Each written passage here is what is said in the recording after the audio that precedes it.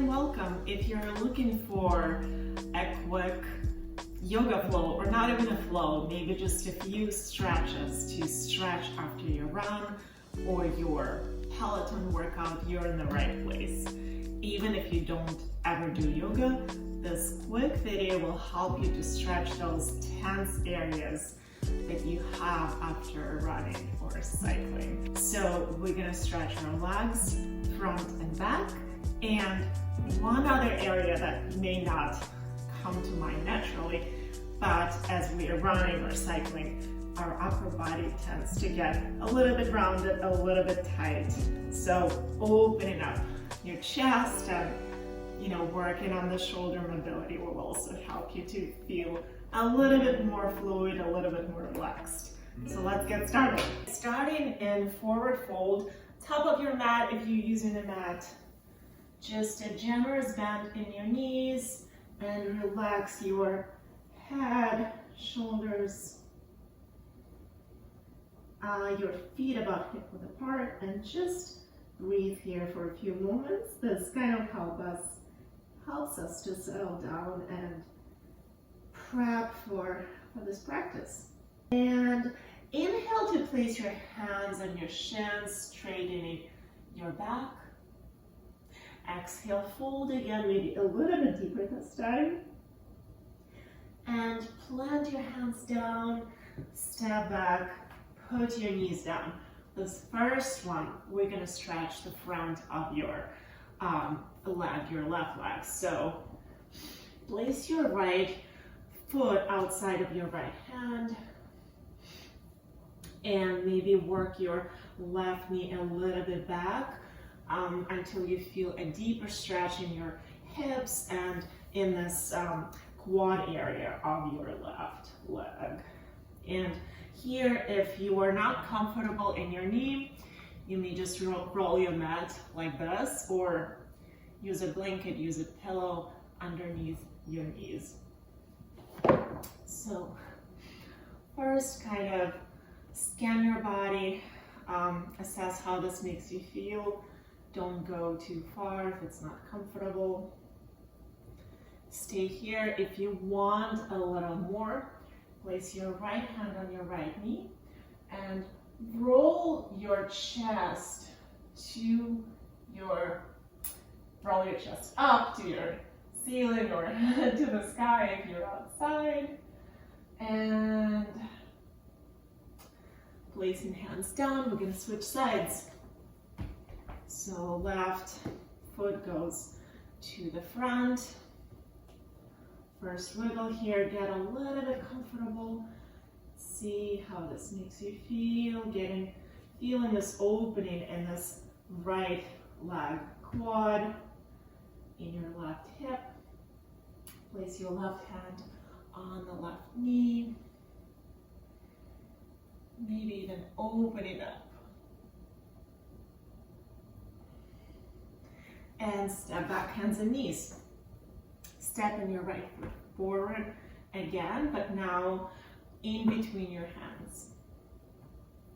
And slowly start working your hips back, straightening into this front right leg. You can keep a micro bend, but just getting longer, getting a little bit more open in your hamstrings and also your lower back, half split.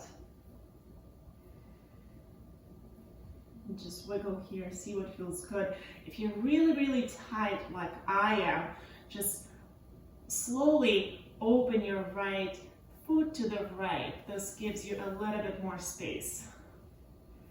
Maybe see if you can get a little bit deeper and just watch yourself. We're not trying to round as close as possible to your leg here. It's about getting a little bit longer and bringing your right thigh bone closer to your hips. So even if you stay upright, but feel, drawing this femur bone, your hip bone into that right hip socket will actually feel a lot more intense for your right hamstring.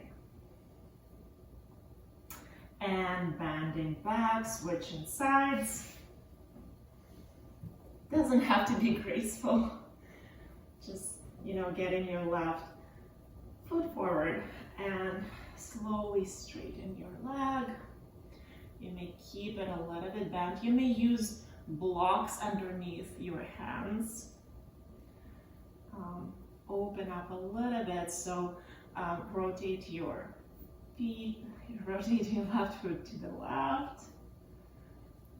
Draw that hip bone back, that femur bone, to get a little bit more intensity, more stretch in your left hamstring.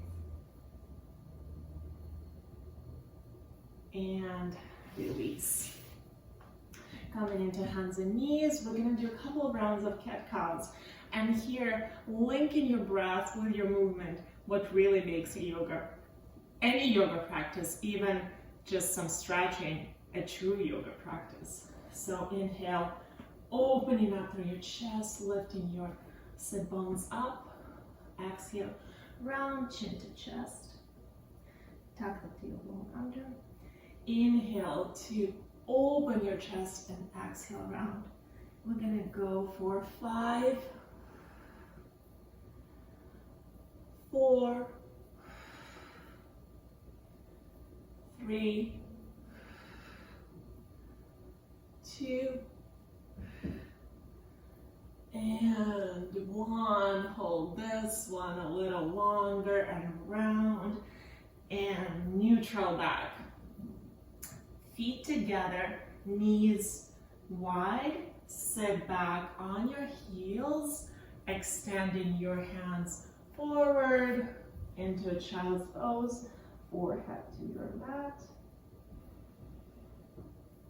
And walk your hands further forward. You should feel a nice deep stretch in your serratus anterior muscles and even the muscles on your back. Just get as far forward with your fingertips as possible. Inhale to lift your head off the floor, and now slowly crawl your fingertips to the right. Even more so with your left hand, even leaning towards the right, kind of opening the left side of your body. And back to center. We're gonna do this to the other side.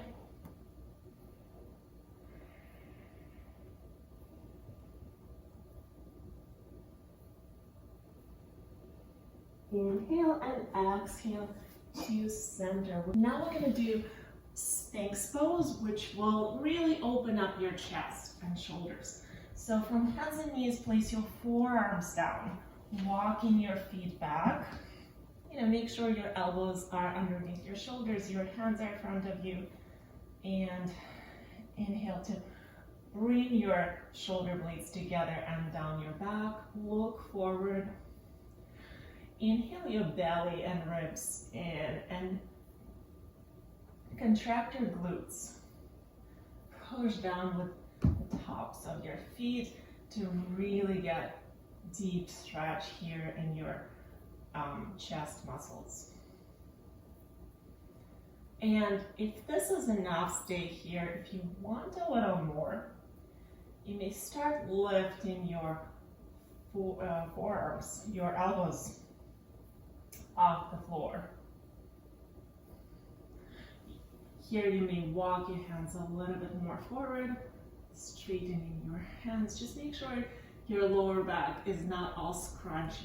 You're not feeling any pain or discomfort. And watch your shoulders, bring your shoulders down away from your ears while pushing your heart forward. Place your forearms down.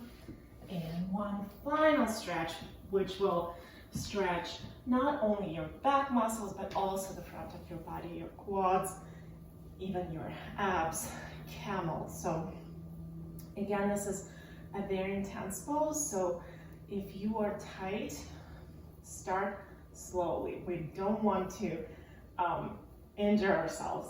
So first, placing your hands kind of like underneath your shoulder blades, and bring your elbows as far back as possible and just push your chest forward.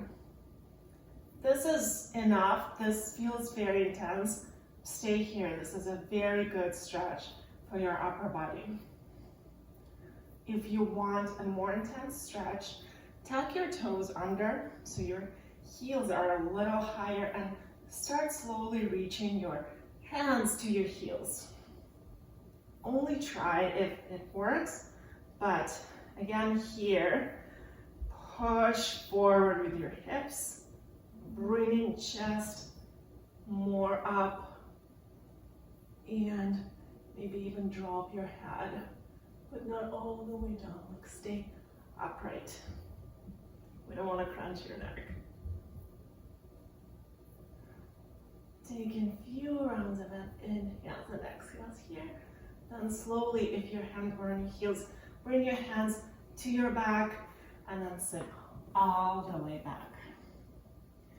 I hope these few stretches helped you to feel more open and more fluid after your run or your cycling session. If this helps, I would love to hear back from you. Leave me a comment and like this video. You can save it and come back to it anytime you need a quick stretch. Thank you so much for letting me guide you through this. I hope to see you again soon.